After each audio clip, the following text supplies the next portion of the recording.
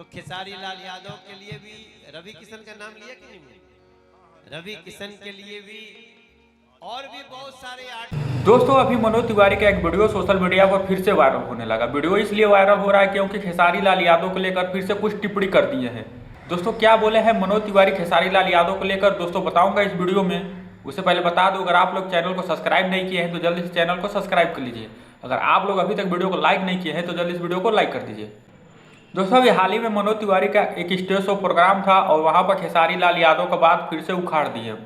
मनोज तिवारी ने बोला कि खेसारी लाल यादव हमसे एयरपोर्ट पर मिला था और खेसारी लाल यादव ने अपना स्वभाव नहीं छोड़ा, आके मेरा तुरंत पैर छुआ और मैं भी उसे अपने सीने से लगा लिया। यही होना चाहिए बड़प्पन।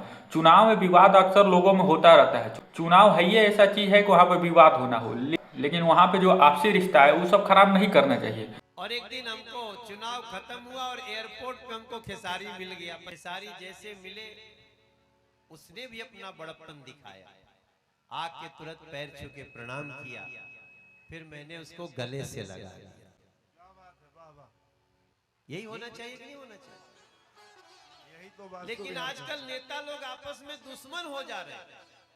अरे भाई तोहार तार पार्टी बा, हमर पार्टी बा, सब चले, लेकिन गाली गलौज नहीं होना चाहिए। आप मनोज तिवारी के अंदर जो बड़प्पन है लोगों को सही लग रहा है। खेसारी लाल यादव को लेकर अपना प्यार दिखाएं, सबको लेकर अपना प्यार दिखाते रहते हैं। जो उनसे छोटे हैं चाहे बड़े हैं सबको रिस्पेक्ट ही देते हैं।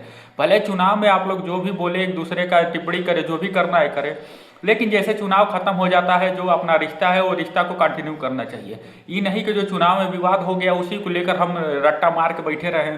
भोजपुरी में कुछ ऐसे सिंगर हैं, एक्टर हैं जो अभी तक खेसारी लाल यादव को बातों को लेकर बैठे हैं।